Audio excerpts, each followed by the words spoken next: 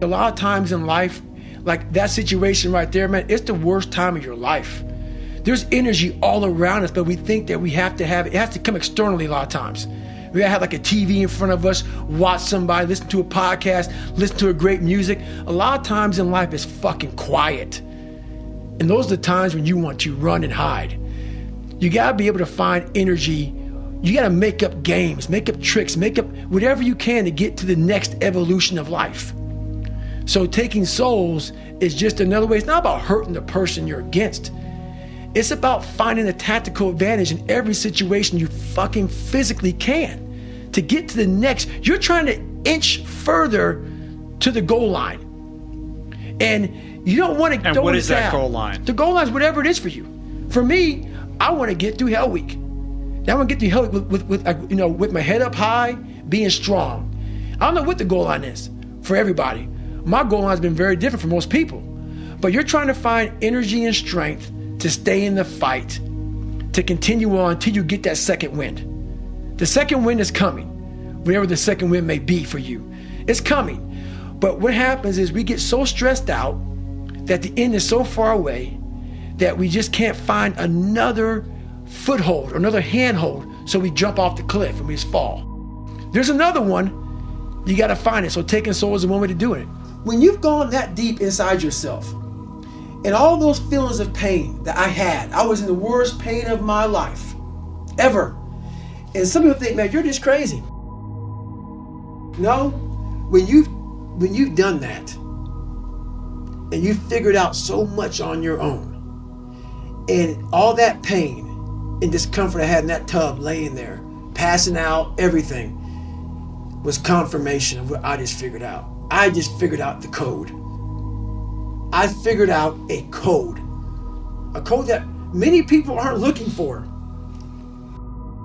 And I want it to be known. I want that feeling. This was confirmation. This was like a scientist's notes. The notes were here. The notes were all this feeling. It was a confirmation. And no one at that time could understand what I just done. I cracked the code to human potential in myself. And I was still like, oh my God, like this is unbelievable what I just did. So it's that quiet place. It's that place by yourself. It's those hours and years and decades by yourself in the grip of life. When life has you by the throat and choking you out, and you're sitting there calm because you're trying to figure it out. You're not panicking. You're not quitting. You're not throwing in the towel. You're saying there's a way around this. And when you figure it out, when life has you gripped in a vice, and you can figure that out, that's when you overcome. That's when you overcome. People cap themselves. They look at somebody, and because their mind can't imagine it, they then start talking shit. He has to be doing this, or he has to be doing that. There has to be some trick. There has to be some potion. This is bullshit. No, it's because you cannot allow your mind to open up for the possibility of it can be done, which is why you being people are where they are today, because you shackled your mind to have limits. And everybody has a limit, but find it first. I haven't found it yet. I don't think you have. I haven't found it yet. It's pretty crazy. It's crazy. I haven't you found will? it yet. I find it at times, but what happens is I then figure out how to get around it, through it, above it, climb over it. So those limits, I'm always, that's what I said, I taught myself how to fail. I'm always skirting on that like limit of like, okay, I'm there. Okay, I failed. But I was right there. What did I miss? What the fuck did I miss? Oh, that's what I fucking missed. And then it happens. So when you come from a messed up foundation like I did in Buffalo, New York, where my dad beat me senseless, and now I have that messed up foundation, and now I'm here being the only black person. I call it the only in my book, being the only black person. My mom's working 3 jobs. We're living in a $7 a month place. She's never at home. So it's not like I had some mentors coming in to help me.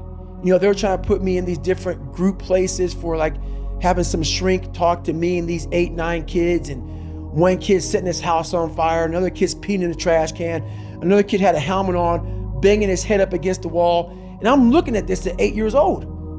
You know, and I'm gonna get back to your question that you asked me, but these are the things I had to go back and relive.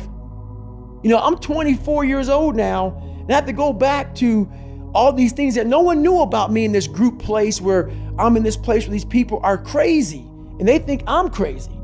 And I'm looking at them thinking, I'm not crazy. You just don't know where I come from. I came from a place that truly damaged my mind, damaged my soul, and now I have to go back on my own to face this shit.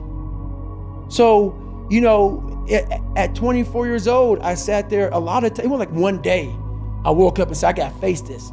This haunting fucking voice in my head kept on saying, man, we gotta go back. The only way we can go forward is to go all the way back. And that's very scary to do for everybody. Yeah. But the only way you're gonna fix yourself is to go all the way back to the beginning, to your childhood, because that's where everything starts. And that's what's blocking most of us. All of us. Yeah. All of us. Everybody thinks it's, my God, like my marriage is messed up. This is messed up. You have to go back to fix all your problems. It all starts from the root, man. The root, yeah. The root. I was just about to say, we have to go back to the root because otherwise we're just dealing with the symptoms. That's it. Yeah. And you cannot fix anything by giving it Motrin. You have a jacked up knee. The swelling may go down, but it's still jacked up in there. You got to get it fixed. You got to fix the knee. All those pills do, so, you know, pretty much is just let the swelling go down. And you can live a little longer, but you're not fixing the problem. I found the most life in the most uncomfortable places in the world. I was the most David, the Goggins that I invented, because David Goggins was weak. I never want to get rid of Goggins. The guy I created, that weak person that used to be, the guy I created that can handle anything. You don't want to let go of that guy because you realize that guy was made. You weren't born him. And that is, when you get comfortable, Goggins starts to die. He starts to die. That one creature from the Black Lagoon that can live in a sewer, that can eat rats all day, Right. that doesn't need water, that doesn't need sunlight, that doesn't need nothing. He can just live because he knows he can. That's a powerful human being that you never want to, it's in everybody. That's the scary thing about, that's what makes me so upset, man, is that everybody wants to put this daggone label on me. They forget the first 3 chapters of my book. They forget how this started. A lot of times it takes someone's wife dying or something like that for them to change. Yeah. Near death. Yeah, something. No, none of that. I wanted to figure out, is there more to this horrible feeling of feeling like a loser? Can I change this? And once you figure out I have the ability, not through your mom or your dad or through a special school, through you. You have the ability to change this. That's what makes it so mad. Once people put this title on me, you now give yourself a get out of jail free card and say, oh, he's just crazy, he's special, he's unique, he's this and that. You just saved yourself.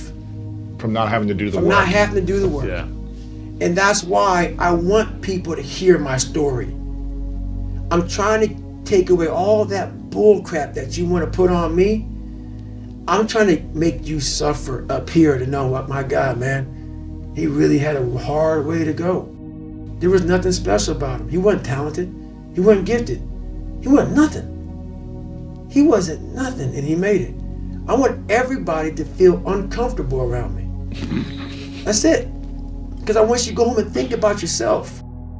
Think about yourself, man, because you're leaving so much on the table for the possibilities of what you can be.